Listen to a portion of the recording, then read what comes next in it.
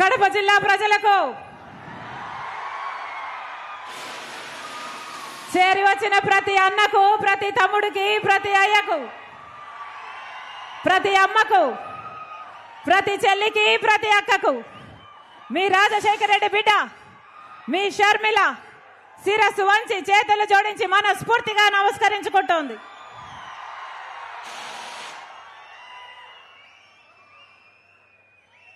నేను రాజశేఖర రెడ్డి బిడ్డను.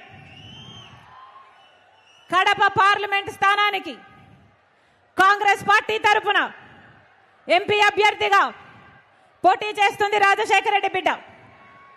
మీ అందరి ఆశీర్వాదంతో పాటు మీ ప్రేమను, మీ ఓటును, మీ అభిమానాన్ని మీ రాజశేఖర రెడ్డి బిడ్డ మీద ఉంచాలని శిరస్సు వంచి చేతులు జోడించి మనస్ఫూర్తిగా ప్రార్థిస్తుంది రాజశేఖర రెడ్డి బిడ్డ. ఈ రాష్ట్రంలో ప్రజల సంక్షేమం కోసం కట్టుబడిన ఏకైక పార్టీ కాంగ్రెస్ పార్టీ. 10 సంవత్సరాలైంది కాంగ్రెస్ పార్టీ రాష్ట్ర విభజన జరిగి.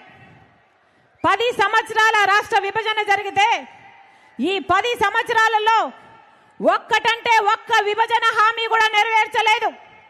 ఇప్పుడున్న పాలక పక్షమైన ప్రతిపక్షమైన బీజేపీ పార్టీ అయినా, ఏ బీజేపీ పార్టీ అయితే 10 సంవత్సరాలుగా ఆంధ్ర రాష్ట్రానికి వెన్నుపోటు పొడుస్తూనే ఉందో అదే బీజేపీ పార్టీకి పొత్తు పెట్టుకున్నాడు చంద్రబాబు గారు. అదే బీజేపీ పార్టీతో తొత్తయ్యాడు జగన్మోహన్ రెడ్డి గారు. వాస్తవం కాదా? ప్రత్యేక హోదా వచ్చిందా? పోలవరం ప్రాజెక్ట్ వచ్చిందా? రాజధాని వచ్చిందా? కడప స్టీల్ ఫ్యాక్టరీ వచ్చిందా? మరి ఎందుకు పొత్తు పెట్టుకున్నాడు చంద్రబాబు గారు? మరి ఎందుకు తొత్తయ్యాడు జగన్మోహన్ రెడ్డి గారు? వాళ్ళ స్వప్రయోజనాల కోసం ఆంధ్ర రాష్ట్ర ప్రజల హక్కులు మొత్తము తాకట్టు పెట్టారు బీజేపీ పార్టీ. అందుకే చెప్తున్నాం, ఈసారి బుద్ధి చెప్పాల్సిన సమయం వచ్చింది. అంతేకాదు, జగన్మోహన్ రెడ్డి గారు ముఖ్యమంత్రిగా 5 సంవత్సరాలుగా ఉన్నారు. మరి 5 సంవత్సరాలలో ఇచ్చిన ఒక్క వాగ్దానమైనా నిలబెట్టుకున్నాడా జగన్మోహన్ రెడ్డి గారు? బీజేపీ పార్టీ మెడలు వంచి ప్రత్యేక హోదా తెస్తానన్నాడు జగన్మోహన్ రెడ్డి గారు. వచ్చిందా అన్నా? వచ్చిందా? రాజధాని వచ్చిందా? అందరికీ అన్ని ఉన్నాయే. హైదరాబాద్ ఉంది, చెన్నై ఉంది, బెంగళూరు ఉంది. మనకేముందన్నా? మనకేముంది? చేతిలో చిప్ ఉంది, నెత్తి మీద కుచ్చు టోపీ ఉంది. ఉందా రాజధాని? చంద్రబాబు గారేమో సింగపూర్ చేస్తానన్నాడు, జగన్మోహన్ రెడ్డి గారేమో 3 రాజధానీలు అన్నారు. తీరా చూస్తే మనకేముంది? గుండు సున్నా ఉంది. ఏం చెప్పాడు జగన్మోహన్ రెడ్డి గారు? వాషింగ్టన్ తలపిస్తానన్నాడు రాజధాని. అయిందా?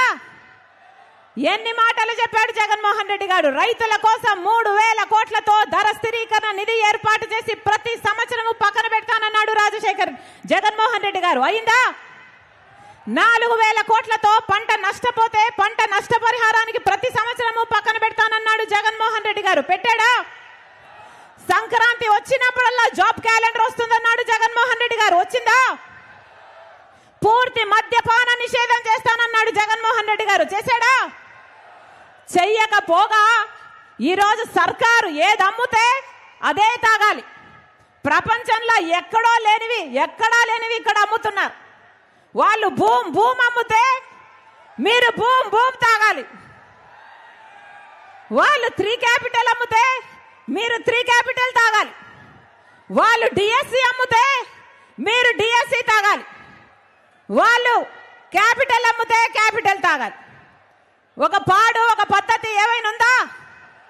మొత్తం ఎక్కడ చూసినా mafia, land mafia, sand mafia, liquor mafia. అన్ని సరిపోవు అన్నట్టు హత్య చేసిన వాళ్ళను పక్కన పెట్టుకొని తిరుగుతున్నాడు జగన్మోహన్ రెడ్డి గారు. సొంత చిన్నానను గొడ్డలితో 7 సార్లు హత్య చేసి నరికి చంపించారు అని సిబిఐ ఆరోపిస్తున్న అవినాష్ రెడ్డి గారిని 5 సంవత్సరాలు కాపాడమే కాకుండా మళ్ళీ అదే అవినాష్ రెడ్డి గారికి టికెట్ ఇచ్చాడు జగన్మోహన్ రెడ్డి గారు. న్యాయమేనా? వివేకానంద రెడ్డి గారు కడప జిల్లా నాయకుడు, రాజశేఖర రెడ్డి గారి తమ్ముడు. అలాంటిది అంత పెద్ద మనిషిని చంపితే ఈ రోజు వరకు న్యాయం జరగలేదు. అందుకే రాజశేఖర రెడ్డి బిడ్డ జగన్మోహన్ రెడ్డి గారికి ఎదురు నిలబడింది. ఇదే జగన్మోహన్ రెడ్డి గారు చెప్పిన ప్రతి మాట నమ్మింది రాజశేఖర రెడ్డి బిడ్డ. ఇదే జగన్మోహన్ రెడ్డి గారి కోసం 3200 కిలోమీటర్లు పాదయాత్ర చేసింది రాజశేఖర రెడ్డి బిడ్డ. కానీ ఇదే జగన్మోహన్ రెడ్డికి రాజశేఖర రెడ్డి బిడ్డ ఈ రోజు ఎదురు నిలబడింది. ఎందుకంటే ముఖ్యమంత్రి అయిపోయిన తర్వాత జగన్మోహన్ రెడ్డి గారు ఒక మారిపోయిన మనిషి కాబట్టి. ముఖ్యమంత్రి కాకముందు రాజశేఖర రెడ్డి గారికి చావు వెనుక రిలయన్స్ హస్తం ఉంది అని చెప్పిన జగన్మోహన్ రెడ్డి గారు ఆ తర్వాత ముఖ్యమంత్రి అయ్యాక రిలయన్స్ సంస్థ వాళ్ళకి పిలిచి మరి రాజ్యసభ సీట్ ఇచ్చాడు. మరి ఏమనుకోవాలి?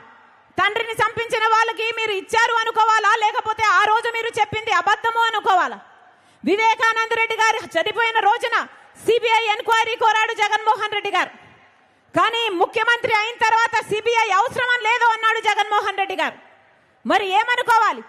ఎప్పుడు ఏది వీలైతే ఆ మాట మారుస్తుంటే జగన్మోహన్ రెడ్డి గారు రాజశేఖర రెడ్డి గారి ఆశయాలను నిలబెట్టిన వాడు ఎలా అవుతాడు? పదే పదే జగన్మోహన్ రెడ్డి గారు చెప్తున్న మాట, కాంగ్రెస్ పార్టీ రాజశేఖర రెడ్డి గారి పేరును సిబిఐ ఎంక్వైరీలో ఛార్జ్ షీట్ లో చేర్చింది అని మళ్ళీ చెప్తున్నాం. జగన్మోహన్ రెడ్డి గారికి రాజశేఖర రెడ్డి గారి పేరును సిబిఐ ఛార్జ్ షీట్ లో చేర్చింది కాంగ్రెస్ పార్టీ కాదు, స్వయానా జగన్మోహన్ రెడ్డి గారు. ఇదే జగన్మోహన్ రెడ్డి గారు పొనుగోలు సుధాకర్ ద్వారా రాజశేఖర రెడ్డి గారి పేరుని ఛార్జ్ షీట్లో చేయించాలి అని 3 కోట్లకు వెళ్లారు. ఎందుకంటే రాజశేఖర రెడ్డి గారి పేరు లేకపోతే జగన్మోహన్ రెడ్డి గారు ఈ కేసులో నుంచి బయటపడడం అసాధ్యం కాబట్టి.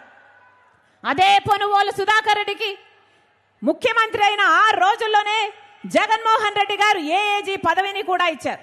ఎందుకు అని అడుగుతున్నాం. కన్న తండ్రి పేరుని సిబిఐ ఛార్జ్ షీట్ లో చేర్పించిన వాడికి మీరు ఏఏజీ పదవిని ఇచ్చారు అంటే దానికి అర్థము మీ మాట మేరకే ఆయన సిబిఐ ఛార్జ్ షీట్ లో రాజశేఖర రెడ్డి గారి పేరు ఉండాలి అని కోర్టుకు వెళ్ళాడు అని మీరే ఒప్పుకున్నట్టు కాదా అని అడుగుతున్నాం. ఈరోజు జగన్మోహన్ రెడ్డి గారు ఉన్నవి లేనట్టుగా లేని ఉన్నట్టుగా ఊసరవల్లిలాగా మారి ఏదంటే అది మాట్లాడుతున్నారు. ఎందుకు అని అడుగుతున్నాం. రాజకీయాల కోసం ఇంత దిగజారడం అవసరమా అని అడుగుతున్నాం. ఏం చేశారు జగన్మోహన్ రెడ్డి గారు? సొంత చిన్నాన, ఆఖరికి సొంత చిన్నాన చచ్చిపోతే తండ్రి తర్వాత తండ్రంతటి వాడు ఈ రోజు వరకు న్యాయం జరగనివ్వలేదు జగన్మోహన్ రెడ్డి గారు. అన్నా, నేను రాజశేఖర రెడ్డి బిడ్డను, పులి కడుపున పులే పుడుతుంది, దేనికి భయపడేది కాదు రాజశేఖర రెడ్డి బిడ్డ. అలాగని అన్యాయం జరుగుతుంటే చూస్తూ ఊరుకునేది కూడా కాదు రాజశేఖర రెడ్డి బిడ్డ. ఈ రోజు అన్యాయం జరుగుతుంది కాబట్టి రాజశేఖర రెడ్డి బిడ్డ ఎదురు నిలబడింది. అన్నా, ఈరోజు రాజశేఖర రెడ్డి బిడ్డ ఒకవైపు ఉంటే వివేకానంద రెడ్డి గారిని హత్య చేయించిన అవినాష్ రెడ్డి గారు ఇంకో వైపు ఉన్నారు. ఒకవైపు న్యాయం ఉంది, ఒకవైపు నేరం ఉంది, ఒకవైపు ధర్మం ఉంది, ఇంకోవైపు డబ్బు అధికారం ఉంది. అన్నా మీరు ఏ వైపు? అన్నా మీరు ఏ వైపు? అన్నా మీరు ఏ వైపు? అన్నా మీరు ఏ వైపు? ప్రపంచమంతా చూస్తుంది. కడప ప్రజలు న్యాయం వైపు నిలబడతారా, నేరం వైపు నిలబడతారా అని. కడప ప్రజలు న్యాయాన్ని గెలిపిస్తారా, నేరాన్ని గెలిపిస్తారా అని మన దేశం కాదు ప్రపంచం మొత్తము చూస్తుంది. అందుకే ఈసారి ఎన్నికల్లో బుద్ధి చెప్పాల్సిన వాళ్ళకు బుద్ధి చెప్పండి, న్యాయం చేయాల్సిన వాళ్ళకు న్యాయం చేయాలని మీ రాజశేఖర రెడ్డి బిడ్డ ఇక్కడికి వచ్చిన ప్రతి అన్నను, ప్రతి తమ్ముణ్ణి, ప్రతి అక్కను, ప్రతి చెల్లిని శిరస్సు వంచి చేతులు జోడించి మనస్ఫూర్తిగా ప్రార్థిస్తుంది. మీకు మాటిస్తున్నా మీ ఎంపీ అభ్యర్థిగా నన్ను గెలిపించండి.